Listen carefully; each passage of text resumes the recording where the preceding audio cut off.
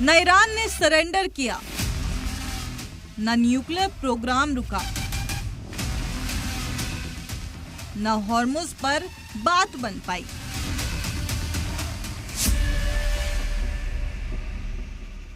लेकिन फिर भी अमेरिका ने ऑपरेशन एपिक फ्यूरी को पूरी तरह कामयाब बताया और अब इसे खत्म करने का ऐलान कर दिया। अमेरिकी वजीर खारजा मार्को रूबियो के मुताबिक जो टारगेट हमने तय किए थे उसे हासिल कर लिया। The operation Epic Fury is concluded. We achieved the objectives of that operation. I'm not going to, we're not cheering for an additional situation to occur. We would prefer the path of peace. What the president would prefer is a deal. Epic fury ये नाम America ने Iran पर शुरू किए operation के लिए रखा था। 28 फरवरी को अमेरिका ने ईरान पर अटैक की शुरुआत की थी। ऑपरेशन एपिक फ्यूरी का मकसद ईरान के बैलिस्टिक मिसाइलों और ड्रोन सलाहियत को तबाह करना था। ईरान की मिसाइल प्रोडक्शन सहूलत और डिफेंस इंडस्ट्रियल बेस को तबाह करना था। ईरानी बहरिया और बाकी सिक्योरिटी इंफ्रास्ट्रक्चर को नेस्तनाबूद करना था। ईरान को एटमी हथियार हासिल करने से हमेशा के लिए रोकना था। ईरानी हुकूमत की सिक्योरिटी इंतजामात को कमजोर करना था।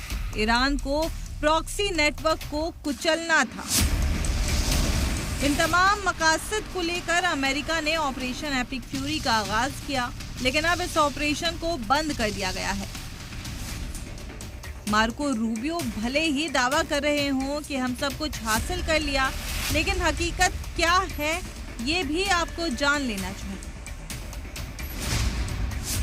रिपोर्ट बताती है कि ईरान के पास अभी भी मिसाइलों का भंडार है।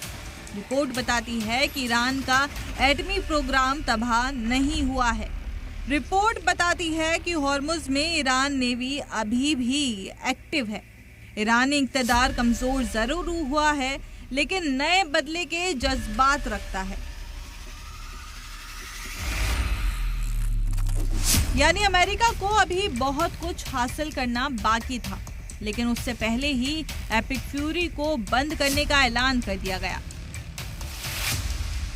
हालांकि मार्को रूबियो ने यह भी कहा कि अमन के लिए ईरान को सदर डोनाल्ड ट्रंप की एटमी प्रोग्राम से जुड़ी मांगें माननी होंगी और हॉर्मुज स्ट्रेट को फिर से खोलना होगा। लेकिन ईरान किसी भी बात को मानने के लिए तैयार नहीं है।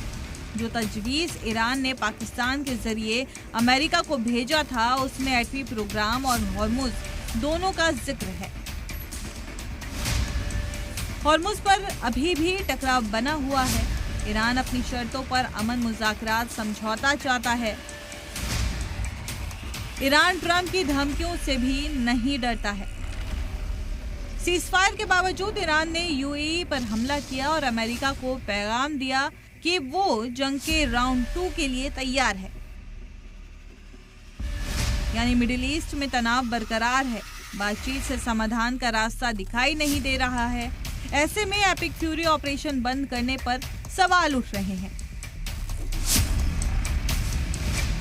क्या ट्रंप अब ईरान से आगे जंग नहीं लड़ना चाहते? क्या यह ऑपरेशन ट्रंप के लिए फेल साबित हुआ? क्या जंग में अमेरिका और नुकसान नहीं उठाना चाहता? क्या नेतन्याहू ने ईरान को लेकर ट्रंप को गुमराह किया? क्या अमेरिका की जंग लड़ने की सलाहियत खत्म हो गई? ईरान के अहम ठिकानों पर अमेरिका ने हमले जरूर किए, लेकिन एक सच्चाई ये भी है कि इस जंग में ट्रंप की किरकिरी हुई। खुद अमेरिकियों ने ट्रंप पर सवाल उठाए। अमेरिकी बेस तबाह हुए। अमेरिकी फौजी की मौत हुई। अमेरिका के अरबों डॉलर खर्च हुए। इतना कुछ होने के बाद भी अमेरिका को कुछ नहीं मिला।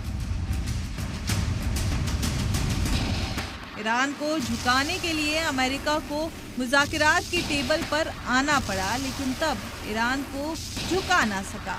ब्यूरो रिपोर्ट, सलाम टीवी।